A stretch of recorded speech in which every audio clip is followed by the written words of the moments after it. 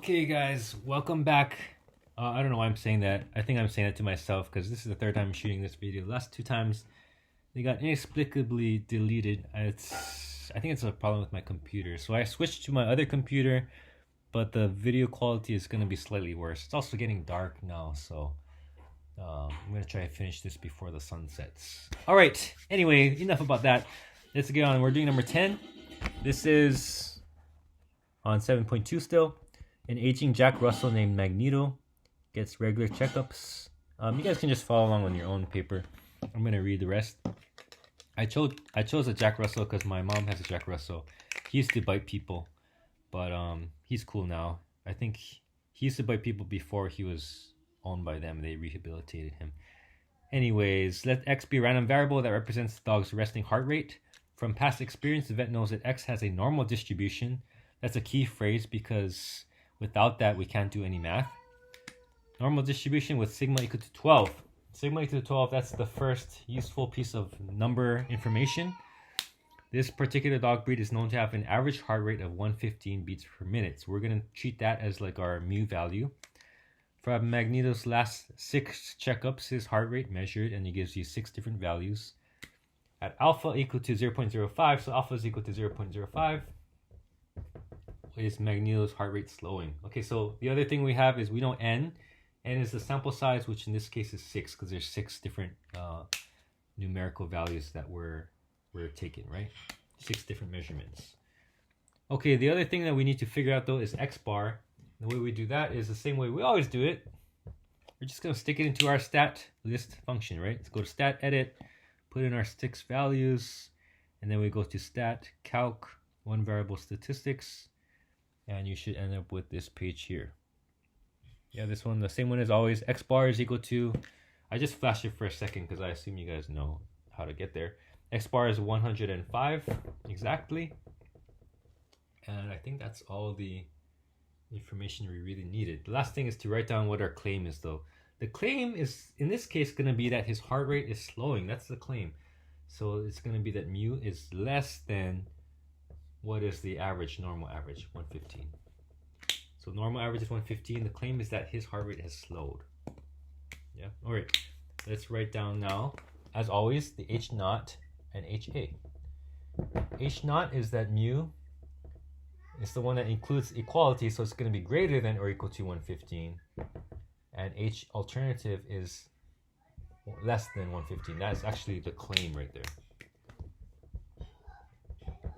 This is the claim here. Okay, so now the claim, that's the HA. It's just HA alternative is pointing to the left. That means as far as the picture is concerned, we're looking at the left tail. So this is the left tail test we're going to be using. Yeah. Left tail test, that means when I figure out my probability, it's going to be using the left side of that. So my p-value going to be equal to the norm CDF,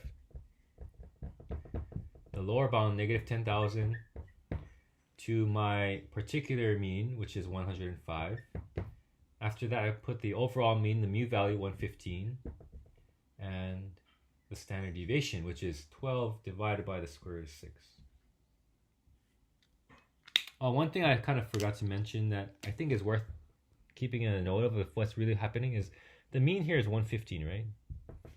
And our value is 105. So this is kind of, you want to write down where your values are to get a better picture of what's really happening. Before I finish, let's just evaluate what I expect to happen. The claim is that mu is less than 115. My value is 105. So that seems like a reasonable thing to happen, right? If the claim is that mu is less than 115 and I get something that's small like 105, that seems pretty likely that would be a good claim, right? Let's see what happens though. So the value that comes out is, let's see. I'm going to type this in, norm CDF, negative 10,000, 105, 115, and 12 divided by the square root of 6. What do I get? I get 0.0206, but those extra digits aren't really important. What is important is that This is less than 0.05. So less than 0.05, what does that mean? That means I'm going to reject the null hypothesis, reject H naught. What this really is saying is that if I assume H naught is true, I assume the mean is bigger than or equal to 115, then the probability that I would get this 105 value is small. It's less than, or it's about 2% of the time that would happen, right? So it's unlikely thing to happen that I would get such a small mean value for my sample, given that the true mean is 115. And so I reject H naught. H naught is the alternative. So it means, I'm sorry, H naught is the null hypothesis, which means the alternative should be accepted. I accept H alternative. And that means I accept H alternative was the claim, so I accept the claim. Now in context, what does that mean? Answering the question, is Magneto's heart rate slowing? The answer is yes. Oh, it's kind of sad, but not so sad, because you know when dogs get old and they kind of slow down, I think it's awesome. I love those old dogs. They're like super chill. They just kind of come and lie on you, and you know they're just like, I don't know. I just like old dogs. I like young dogs too, but just like all dogs, I guess. Okay, number 11. Last question. Yes. The study of the Alawai Canal. Let's read it. It's like story time. I'm gonna read to you. Study of the Alawai Canal has been going on regarding ammonia nitrogen concentration. For many years, the concentration has been 2.3 milligrams per liter. That's kind of like the value that's going to be associated with mu somehow or other. Okay, continuing on. However, recent sewage pollution is raising concern that the concentration may have changed, resulting in mutants growing in the depths below. That seems reasonable. Let X be a random variable representing ammonia nitrogen concentration in milligrams per liter. Based on recent studies of the Alawai, we may assume that X has a normal distribution. Okay, that's that key phrase, right? Because we don't have a sample size that's very large, so we need to know that it has a normal distribution, or we can't do any math, with sigma equal to 0.3. Okay, let's write down the important numerical information that we have. Sigma is 0.30, and continuing on, it says random sample of 8 water tests, so that means n is equal to 8. From the Alawai, give the following X values, and it gives you 8 values. It says use a 0.01 level of significance. That means alpha is 0.01 to construct a statistical test to examine the claim that the concentration of ammonia nitrogen has changed. All right, so it says to examine that it has changed. That means the claim is that it's no longer equal to 2.3. It doesn't say which way, if it's more or less. It just says that it's different, that's changed. So the claim is that it's not that anymore.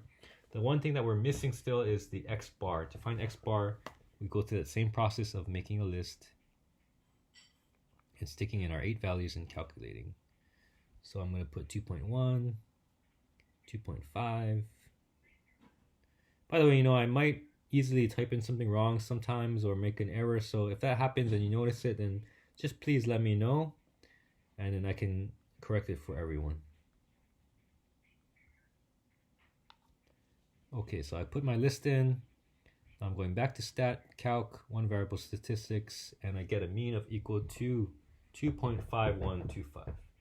This is the third time I'm doing it, so I do know that this is actually accurate, unless I mess up 3 times, which is unlikely by the binomial distribution theorem. Okay, so let's do the same thing as usual. What is our null hypothesis? What is our alternative hypothesis? Remember, null is the one that includes equality, so it should be mu is equal to 2.3. Alternative is the one that's not equal to 2.3. Yeah, not equal to 2.3. So my alternative not equal, that means I have a two-tailed test. What I want to know is what's the probability of being that far away from the center? The center being the mean, so this mean value is mu equal to 2.3. And our value that we have is 2.5. That's to the right, so this right here is 2.5125. Yeah. The mean is 2.3. Excuse me, I don't know if you guys can hear. I just burped just now. I don't know what happened. Okay, anyways, mu is equal to 2.3. And this value that I have, my X bar is 2.5125. That's to the right. So I want to know what's the probability of being that far away to the right or just as far away to the left. Those would be the two ways I could be different from the mean. Yeah? All right, so let's do the probability calculation, this time in red for no particular reason. The p-value is equal to 2 times whatever this is because it's symmetric. So 2 times norm CDF. And let's start with my lower bound, 2.5125. Upper bound, let's use 10,000. You could have used 100,000 or a million and you'd still be correct. So if you do larger values, then there's no issue with that. And then the mean, which is 2.3, standard deviation, which was 0.3 divided by the square root of 8. Yeah. Okay, so let me plug that in and see what I get. Norm CDF, 2.5125, comma 10,000, comma 2.3, comma 0.3 divided by the square root of 8, because there's 8 things in my sample this time.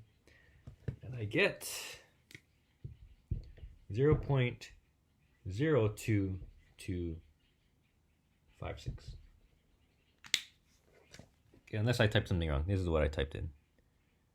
Well, you can't see the whole picture, but yeah, it's okay. Or you know what, here's the rest. 3 divided by the square root of 8. 0.3 divided by the square root of 8. Okay, so I got that value, 0.02256. And that, the important thing to note here is this one is bigger than 0.01. Now, before I evaluate whether my claim is true or not, let's just look at what I should expect. This is my original. This is 2.5. This is pretty close to that. It's kind of hard to tell, actually. I don't know. It's kind of hard to tell. Let's see. So it could go either way, right? This is kind of close, but not exactly the same. I don't know if it's true or not. All right, so this probability being bigger than 0.01, that means by the amount of allowance I have, that's a small allowance, only 1%, I'm going to fail to reject. Again, this is kind of the semantics thing, right? Fail to reject. Well, I really mean in my mind, I'm thinking, okay, that really means accept H naught. If I accept H naught, what that means is I'm going to reject H alternative. Oh, sorry, my knee was blocking the way. My pajama knee is blocking your view, sorry. I've been wearing pajamas this whole day, man. I also went out to pick something up, but just, you know, like new normals, wear pajamas all over. Okay, so accepting H naught, essentially, right? Technically, I'm failing to reject H naught means for all intents and purposes, I'm rejecting HA. Now, to answer the question was, well, I just erased it, but this was the alternative hypothesis. Remember, this is mu not equal to 2.3. This is HA here. So I'm essentially rejecting HA, but to be more accurate, what I'm really doing is I'm failing to accept HA. To answer the question in an English sentence, has the ammonia nitrogen concentration changed? And the answer is no. There is no evidence to support that. There is no evidence to support the claim that the concentration has changed.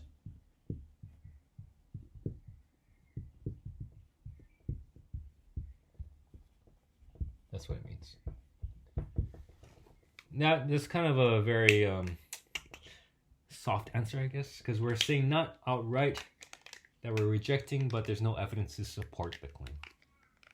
And that's what a statistician would tell you, how they would phrase it, I think.